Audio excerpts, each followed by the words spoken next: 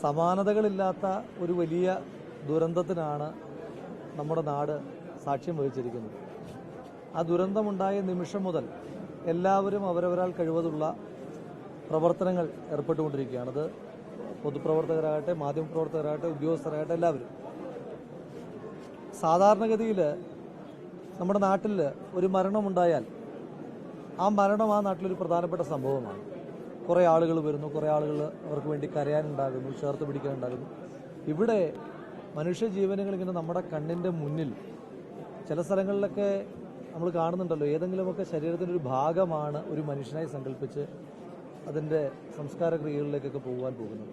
അപ്പം അങ്ങനെ വലിയൊരു ദുരന്തം ഒരിക്കലും നമ്മുടെ നാട് കണ്ടിട്ടില്ലാത്തൊരു ദുരന്തത്തിൽ നമ്മളാൽ കഴിയുന്ന രീതിയിൽ ഈ നാടിനെയും ഈ നാട്ടിലെ ജനങ്ങളെയും ചേർത്ത് പിടിക്കുക എന്നുള്ളത് നമ്മുടെ എല്ലാവരുടെയും ഉത്തരവാദിത്തമാണ്.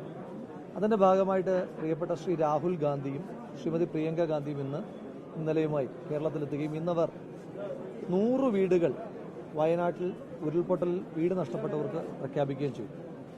അതിൻ്റെ തുടർച്ചയായി സംസ്ഥാന യൂത്ത് കോൺഗ്രസ് കമ്മിറ്റി കൂടിയാലോചിച്ച് 30 വീടുകൾ ഈ ഉരുൾപൊട്ടലിൽ വീട് നഷ്ടമായവർക്ക് ആദ്യഘട്ടമായി 30 വീടുകൾ യൂത്ത് കോൺഗ്രസ് സംസ്ഥാന കമ്മിറ്റി നിർമ്മിച്ചു നൽകുവാൻ തീരുമാനിക്കുകയാണ്. അതോടൊപ്പം തന്നെ ഈ വീട് നിർമ്മിച്ചു നൽകുന്നത് സമയബന്ധിതമായിട്ടാണ് ചെയ്യേണ്ടതായിട്ടുള്ളത്. ഇവിടുത്തെ ഒരു പ്രധാനപ്പെട്ട പ്രതിസന്ധി വയനാടായതുകൊണ്ട് തന്നെ ഇനി ആ പ്രദേശത്ത് ഈ ഉരുൾപൊട്ടലുണ്ടായ സ്ഥലത്ത് വീട് നിർമ്മാണം പൂർത്തീകരിക്കാൻ കഴിയില്ല. സ്ഥലം ഒരു പ്രശ്നമാണ്. അത് ഗവൺമെന്റുമായിട്ട് സംസാരിച്ച് പരിഹാരം കണ്ടെത്തും. അതുവരെ ഇവർക്കൊരു കാലതാമസം ഉണ്ടാകാൻ പാടില്ല. ഈ ക്യാമ്പുകളിൽ ഇവരിങ്ങനെ നിർത്തുവാൻ പാടില്ല എന്നുള്ള സർക്കാരിന്റെ തീരുമാനം വളരെ ശരിയാണ്. നമ്മൾ ആ തീരുമാനം ആദ്യം പ്രപ്പോസ് ചെയ്തത് കോൺഗ്രസ്സാണ്, പ്രതിപക്ഷം. ആ തീരുമാനത്തിന്റെ ഭാഗമായി എത്രയും പെട്ടെന്ന് ഇവരെ സർക്കാരിന്റെ ക്രമീകരണത്തിൽ വാടക വീടുകളിലേക്ക് മാറ്റുന്നതായിട്ടുണ്ട്. ആ വാടക വീടുകളിലേക്ക് മാറുമ്പോൾ സർക്കാർ വാടക മാത്രമാണ് നൽകുന്നത്.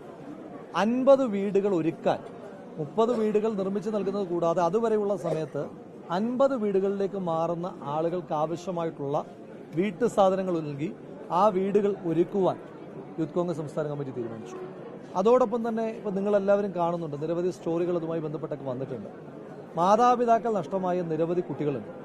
അവർ പഠിച്ചുകൊണ്ടിരിക്കുന്ന പല ആളുകളും അവരിപ്പോൾ ഒരു മെന്റൽ ട്രോമയിലാണ്. അവർ നാളെ മറ്റന്നാൾ പഠനത്തിലേക്ക് തിരിച്ചു പോകുന്ന ഒരു സാഹചര്യമില്ല. പക്ഷേ മാതാപിതാക്കളെ നഷ്ടമായതിൻ്റെ പേരിൽ ഒരു കുട്ടിയുടെയും പഠനം മുടങ്ങുവാൻ യൂത്ത് കോൺഗ്രസ് അനുവദിക്കുകയില്ല. മുഴുവൻ കുട്ടികൾക്കും അവരുടെ ഏത് വിദ്യാഭ്യാസമായാലും, അത് സ്കൂൾ വിദ്യാഭ്യാസം എന്ന പ്രാഥമിക വിദ്യാഭ്യാസം തൊട്ട് അതിനെയും മെഡിക്കൽ വിദ്യാഭ്യാസമാകട്ടെ, ഏത് വിദ്യാഭ്യാസമായാലും ആ വിദ്യാഭ്യാസത്തിന്റെ ചെലവ് യൂത്ത് കോൺഗ്രസ് സംസ്ഥാന കമ്മിറ്റി ഏറ്റെടുക്കുകയാണ്. അങ്ങനെ ഈ 3 പ്രഖ്യാപനങ്ങൾ അത് സമയബന്ധിതമായി തന്നെ പൂർത്തീകരിക്കുവാനായിട്ടുള്ള ശ്രമങ്ങളുമായിട്ടാണ് നമ്മൾ മുന്നോട്ട് പോകുന്നത്. അത് നിങ്ങളുടെ എല്ലാവരുടെയും എല്ലാവിധമായ സഹകരണവും ഉണ്ടാകണം. ചെറുതും വലുതുമായ നമ്മളെല്ലാവരും കൂടെ ചേർന്ന് പിടിക്കുന്ന ശ്രമങ്ങളിലൂടെ മാത്രമാണ് ഇവരെ പഴയ ജീവിതത്തിലേക്ക് കൊണ്ടുവരാൻ കഴിയും എന്ന് ഞാൻ പ്രഖ്യാപിക്കുന്നില്ല. കാരണം നഷ്ടമായ ജീവനുകൾക്കും അവരുടെ വർഷങ്ങളായിട്ടുള്ള അധ്വാനത്തിന് പകരമാകുവാൻ നമ്മുടെ ഒരു കാര്യത്തിനും കഴിയുകയും. പക്ഷേ ഇതൊരു നമ്മുടെ സഹായത്തിനപ്പുറം നമ്മുടെ കർത്തവ്യമാണ് അത് ചെയ്യാനായിട്ട് പോകുന്നത്.